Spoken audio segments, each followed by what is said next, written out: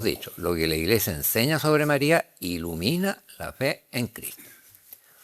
Tenemos que ver entonces qué aspecto destaca la vocación Nuestra Señora del Carmen o del Monte Carmelo. Es importante que lo conozcamos porque ese aspecto de la Madre de Dios ha formado el alma de Chile, que la invoca desde sus orígenes con ese nombre y con ese nombre la reconoce como reina y madre. ¿De dónde procede este nombre? El nombre Carmen es una abreviación de Carmelo, con que se conoce el monte que está al norte de la Palestina. La cima de ese monte es como un balcón que mira hacia el mar y a cuyos pies está hoy el moderno puerto de Haifa, que es una ciudad de Israel. El nombre Carmelo procede de la palabra hebrea Carmel, que significa jardín o vergel, y expresa la belleza proverbial de ese monte. Cuando el profeta Isaías quiere describir el regreso de los deportados a su tierra de Israel, lo hace en estos términos: que el desierto y el sequedal se alegren, regocíjese la estepa y florezca como flor. Le fue dado el esplendor del Carmelo y del Sarón. Entonces era proverbialmente esplendoroso y hermoso. En la Biblia, el Monte Carmelo aparece destacado sobre todo porque fue el escenario del ministerio de Elías. El profeta solía retirarse a las cavernas naturales que tiene ese monte, cerca de una corriente de agua que hoy es llamada la fuente de Elías, porque proveía agua al profeta. Todo devoto de la Virgen del Carmen debe tener ante sus ojos esta escena. Elías subió a la cima del Carmelo y se encorvó hacia la tierra, poniendo su rostro entre las rodillas, en una actitud de profunda oración. La actitud entonces del profeta es esa, de profunda oración. En el mismo lugar donde se divisó la pequeña nube blanca con el feliz anuncio de la vida, de la lluvia que hacía, ¿no es cierto? El profeta le había dicho al rey Ahaz: no habrá ni rocío, ni lluvia ni rocío hasta que mi boca lo diga. Así hablaba este hombre. Bueno, llegó el momento que lo dijera. Entonces, en ese mismo lugar donde se divisó una pequeña nube que anunciaba la lluvia, la vida, ahí levantó nuestra patria un pedestal donde se alza una hermosa imagen de la Virgen del Carmen. Esa imagen fue instalada en el año 1894, poco después de la Guerra Civil del año 1891, y está allí como un solemne compromiso de que nunca más habrá en nuestro país una división tan profunda que enfrente en una guerra a unos contra otros. Bueno, el nombre Elías suena en hebreo Eliyahu y significa mi Dios es Yahvé, es el Señor. Elías aparece en la Biblia abruptamente, sin genealogía, cuando se presenta ante el rey Ahab en estos términos: vive el Señor, Dios de Israel, en cuya presencia estoy. Lo propio del profeta Elías entonces es estar permanentemente en la presencia de Dios. Así se define él. Ahora, lo malo, diríamos, es que este texto tiene crítica textual. Pues entonces en otros textos dice a quien sirvo. Pero en realidad se debe al cambio de una consonante. ¿Cierto? De la consonante amad o abad. Y entre la mem y la bet, ahí está la diferencia. Pero, dado todo lo que este profeta significa, en realidad es más aceptable en cuya presencia estoy. Elías y el Carmelo están estrechamente vinculados. No conoceríamos ese monte si no fuera porque allí ejerció su ministerio el profeta. Podemos decir que todo lo que ese monte significa está vinculado a Elías. Allí fue donde el profeta recuperó la fe en el Dios vivo y verdadero, la fe en el Dios revelado a Israel, que amenazaba con perderse. Paréntesis, la fe revelada tuvo mucho peligro de perderse en distintas épocas. Hubo un momento en la historia de Israel en que el templo edificado para el Dios de Israel estaba lleno de altares a Baal y a otros dioses, que no eran el Dios de Israel. Y cada cierto tiempo Se venía un profeta y se producía la purificación del templo, salía todo eso del templo. Después se volvió a instalar de nuevo. Fue muy difícil mantener la fe en el Dios revelado. El profeta Elías tiene el inmenso honor de ser uno de los personajes con los cuales el pueblo identificaba a Jesús. Bueno, ustedes cuando preguntan quién dice los hombres que soy yo, bueno, el primero es Juan el Bautista, pero otros dicen que eres Elías. En todas las versiones de los sinópticos. Con razón, la actual orden religiosa que se honra con el nombre del Carmelo considera que su lejano fundador es el profeta Elías. El espíritu del profeta Elías, que se caracteriza por su fidelidad al Dios único, su nombre es ese. Mi Dios es Yahvé, mi Dios es el Señor. Y por vivir en su presencia y por su profunda oración, debe inspirar también a nuestra patria, a través de su celestial patrona, que está vinculada a ese Monte Carmelo. En el libro primero de los Reyes, dice, el profeta dijo al rey Ahab, manda reunir junto a mí a todo Israel, en el Monte Carmelo, y a los 450 profetas de Baal, que comen a la mesa de Jezabel, que era la esposa del rey. Ahab envió a todos los israelitas y reunió a los profetas en el Monte Carmelo. Y allí, ustedes conocen la historia, respondió el Señor a la oración de Elías y demostró que Él era el Señor, haciendo caer fuego del cielo sobre la ofrenda preparada por Elías. Dice, cayó el fuego del Señor que devoró el holocausto y la leña y lamió el agua de las zanjas y todo el pueblo lo vio y cayeron sobre su rostro y dijeron, el Señor es Dios, el Señor es Dios. Conservando entonces la fe de Israel, el profeta hizo honor a su nombre. Mi Dios es Yahvé, el Señor.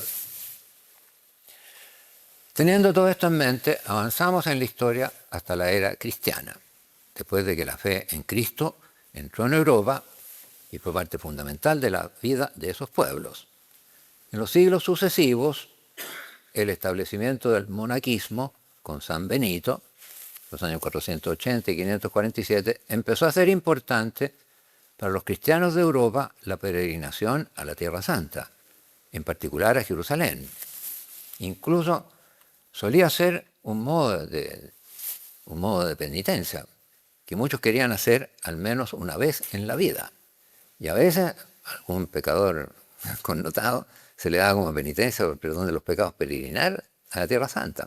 Y ahí tenían que ir a caballo y en barco, pero era cosa larga. Las penitencias que ponemos hoy día nosotros son una minuta comparado con esta.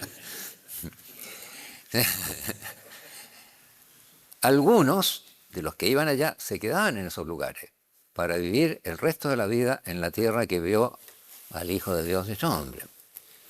Pero esto duró hasta que Jerusalén fue tomada por los musulmanes en el año 1070.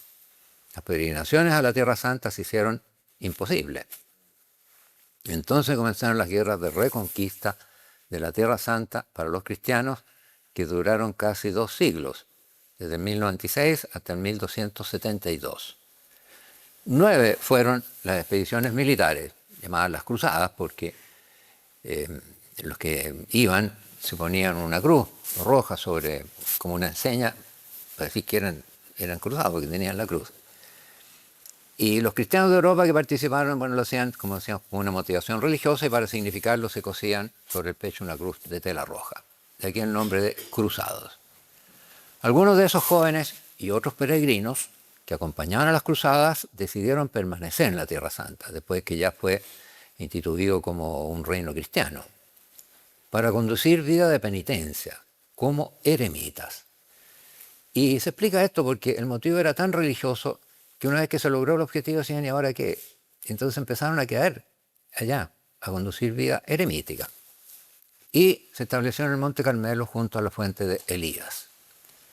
Eran los mejores jóvenes de Europa, o sea, los que fueron allá, era gente muy connotada, que tenía muchas posibilidades de gran éxito en Europa, y se fueron allá, y se quedaron. Vivían en cavernas y celdas individuales, como corresponde a eremitas, en torno a un oratorio central donde se reunían para la celebración de la Eucaristía. Con el tiempo, estos eremitas, no teniendo un fundador reconocido, recibieron el nombre no franciscanos o no sé, no sé, San Ignacio o lo que sea, sino el nombre del lugar donde se establecieron. Fueron llamados, por tanto, carmelitas, en el Monte Carmelo. Cuando esta forma de vida adquirió estabilidad, fue necesario darle una regla. Y como ninguna de las reglas establecidas los representaba, porque no tenían un carisma, adoptaron el de Elías. Pero, bueno, Elías era el Antiguo Testamento, y estos eran cristianos. Como no tenían ninguna regla establecida, acudieron al patriarca de Jerusalén, Alberto Avogadro, que es santo, que ellos venían como santo, pero que es santo, San Alberto de Jerusalén, para que les diera una regla que correspondiera a su estado de vida. O sea, el obispo, que era de Jerusalén, entendía que estaban estos jóvenes ahí, que también había que darles una forma un poco más canónica, digamos así. El patriarca accedió a su petición entre los años 1206 y 1214 les redactó una fórmula de vida que ellos acogieron como normativa, y así nació la Orden del Carmelo. Los carmelitas erigieron una ermita a la Madre de Dios, a la cual veneraban como Nuestra Señora del Monte Carmelo. Vistieron la imagen de la Virgen con un hábito color marrón, semejante al que ellos usaban. Y ellos mismos recibieron el nombre de hermanos de la Bienaventurada Virgen del Monte Carmelo. Pasando los años, los carmelitas comprendieron que su supervivencia en la tierra de su origen habría sido imposible por la continua amenaza de recaer bajo el poder de los musulmanes, como de hecho ocurrió, y debieron emigrar a Europa. Y llevaron allá su carisma. Y así se difundió por Europa y luego por todo el mundo la Orden del Carmelo, y con ellos la vocación mariana de la Virgen del Carmen. Un signo importante que contribuyó a la difusión de la orden, según su carisma original, fue el escapulario. Estaba bastante decaída la orden cuando en el año 1246 San Simón Stock fue nombrado general de la orden carmelita. Él comprendió que si no se devolvía a la devoción mariana de los primeros eremitas, la orden no perduraría mucho tiempo, porque estaba fallando el carisma. San Simón recurrió a María poniendo la orden bajo su amparo. En respuesta a su ferviente oración, el 16 de julio, aquí nace esta fecha, del 1251, se le apareció la Virgen y le entregó el escapulario, que es una prenda de vestir que se debía llevar sobre los hombros, que se dice en latín scapule, y de aquí el nombre escapulario. Y en adelante se adoptó esa fecha para celebrar la fiesta de Nuestra Señora del Carmen, que entró por ese camino en el calendario litúrgico. Al entregarle el escapulario, la Virgen dijo a San Simón Stock estas palabras: «Recibe, amado hijo mío, este escapulario para ti y para tu orden, en prenda de mi especial benevolencia y protección, que sirva de privilegio a todos los carmelitas. Por este distintivo se han de conocer mis hijos y mis siervos. En él te entrego una señal de predestinación y una garantía de paz y de alianza eterna, con tal que la inocencia de la vida corresponda a la santidad del hábito. El que tuviera la dicha de morir con este especial signo de mi amor, no padecerá el fuego eterno, y por singular misericordia de mi Hijo gozará de la bienaventuranza eterna». Entonces, esta es la promesa del escapulario que parte en ese día. Por eso a veces la gente no sabe que en Chile es solemnidad, porque la solemnidad de Nuestra Señora del Carmen tiene su origen en este hecho. Desde ese momento el escapulario quedó incorporado como parte del hábito de la orden carmelita y todos sus miembros lo llevan. La reforma deseada por San Simón se logró y la orden perdura hasta hoy. Pasando el tiempo, el escapulario se difundió también a las demás órdenes religiosas y también entre los laicos, como un signo de una vida cristiana más auténtica y de una devoción mariana más viva. Gracias a esta difusión y a sus excelentes frutos, la Santa Sede decretó que el día 16 de julio, que era el día en que la Virgen entregó el escapulario, se celebrara la fiesta de Nuestra Señora del Carmen. Primero, se concedió solamente para la orden carmelita, en el año 1587. Luego se difundió a toda la Iglesia. En toda la orden carmelita, y también en Chile, es solemnidad. Entonces, el 16 de julio, ya estamos llegando a nuestros días, del año 2001, se cumplieron 750 años desde que la Virgen entregó a San Simón el escapulario. Y por este motivo fue declarado ese año mariano para toda la orden carmelita. Para expresar su alegría por esta devoción, el Papa de entonces, San Juan Pablo II, dirigió a los generales de ambas ramas, calzados y descalzos, de ambas ramas de la Orden del Carmelo, un mensaje con fecha 25 de marzo del 2001. Les recuerda que la Orden del Carmelo tiene la particular misión de difundir en toda la Iglesia su profunda piedad mariana y para esto dispone de un medio eficaz en el escapulario. Escribe el Papa: esta intensa vida mariana lleva a comprender que la forma más auténtica de devoción a la Virgen Santísima, expresada mediante el humilde signo del escapulario, es la consagración a su corazón inmaculado. Este rico patrimonio mariano del Carmelo se ha convertido con el tiempo, mediante la difusión de la devoción del Santo Escapulario, en un tesoro para toda la Iglesia. El pueblo de Dios ha acogido profunda y ampliamente esta devoción, hasta el punto de encontrar expresión en la memoria del 16 de julio, presente en el calendario litúrgico de la Iglesia Universal. Esto hay que predicarlo, que esa fiesta tiene su origen en ese hecho. El Papa sigue destacando la eficacia del escapulario. Con el signo del escapulario se manifiesta una síntesis eficaz de espiritualidad mariana que alimenta la devoción de los creyentes, haciéndolos sensibles a la presencia amorosa de la Virgen Madre en su vida. El escapulario es esencialmente un hábito. Quien se reviste del escapulario se introduce en la tierra del Carmelo para comer sus frutos y sus productos y experimenta la presencia dulce y materna de María en su compromiso diario de revestirse interiormente de Jesucristo y manifestarlo vivo en sí para el bien de la Iglesia y de toda la humanidad. O sea, el escapulario comprende un compromiso. Agrega que el escapulario evoca dos verdades. Por una parte, la protección continua de la Virgen Santísima, no solo a lo largo del camino de la vida, sino también en el momento del paso hacia la plenitud de la gloria eterna. Y por otro, la certeza de que la devoción a ella debe constituir un hábito, es decir, una orientación permanente de la conducta cristiana, impregnada de oración y de vida interior, mediante la práctica frecuente de los sacramentos y la práctica concreta de las obras de misericordia espirituales y corporales. Entonces el escapulario es un gran medio y mueve mucho a la gente. Finalmente, el Papa en esta carta que le manda a la orden da un testimonio. También yo llevo sobre mi corazón desde hace mucho tiempo el escapulario del Carmen, por el amor que siento hacia nuestra Madre Celestial común, cuya protección experimento continuamente. Hoy día ya son las palabras de un santo, porque está canonizado. Deseo que este año mariano ayude a todos los religiosos y las religiosas del Carmelo y a los piadosos fieles que la veneran filialmente a acrecentar su amor y a irradiar en el mundo la presencia de esta mujer del silencio y de la oración, invocada como Madre de la Misericordia, Madre de la Esperanza y de la Gracia. Bueno, sabemos que el escapulario se impone una sola vez en la vida y conviene hacerle una ceremonia que conviene darle cierta, en la medida que se puede, cierta solemnidad, porque se impone una vez y después solamente se cambia como quien se cambia el hábito, no sé, bendiciéndola por supuesto y recibiéndola. En su origen era un hábito que caía desde los hombros hasta los pies y así se conserva en el hábito del Carmelo, pero por concesión de los sumos pontífices, los mismos beneficios que la Virgen prometió a San Simón se asocian al escapulario en su forma actual.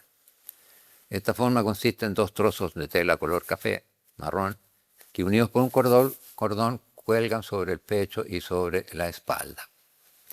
Sigue siendo un hábito que evoca los hábitos de la vida cristiana. Si el escapulario es un signo eficaz de devoción mariana en todo el mundo, debería serlo especialmente en nuestra patria, que tiene a la Virgen del Carmen como su patrona y madre y reina. En este año estamos justamente conmemorando los 100 años desde que la imagen más importante que conservamos de la Virgen del Carmen fue coronada. Por tanto, ningún fiel en nuestra patria debería estar desvestido de este hábito. Bueno, veamos ahora cómo llega a Chile. Esta devoción a la Virgen del Carmen fue traída a Chile por los primeros evangelizadores a comienzos del siglo XVI y prendió profundamente en nuestro pueblo.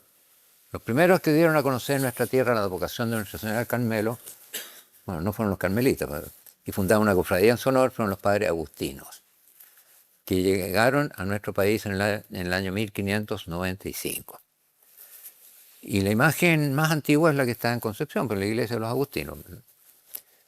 Pero lo que asentó profundamente en nuestro país esta devoción fue la fundación de diversos monasterios de la rama femenina de la Orden del Monte Carmelo, que arraigaron en las familias durante la colonia el carisma propio de los primeros carmelitas.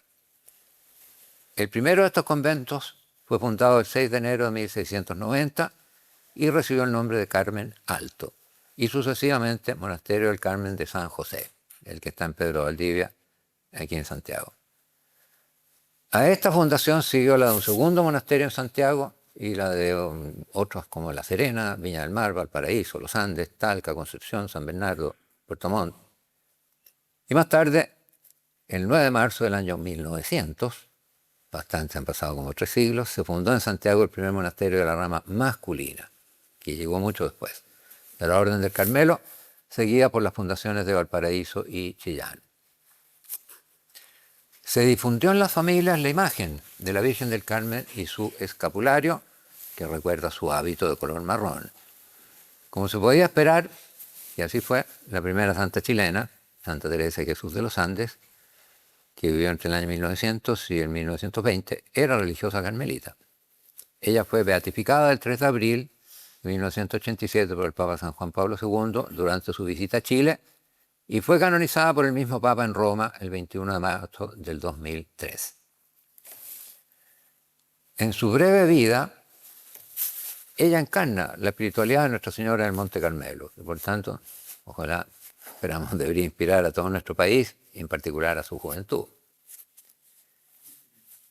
Bueno, sabemos todos que el próximo sábado, 19 de diciembre, se celebrará el 100º aniversario de la coronación de la bendita imagen de la Virgen del Carmen, que se venera actualmente en la Capilla del Sagrario de la Catedral Metropolitana de Santiago.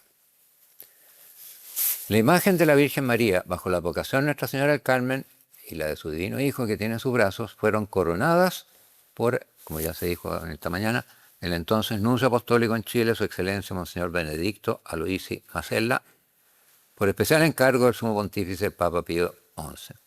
Ante la mayor concurrencia fiel observada hasta ese año, 1926, en nuestra patria. Quedando así ella, la Madre de Dios proclamada Reina de Chile.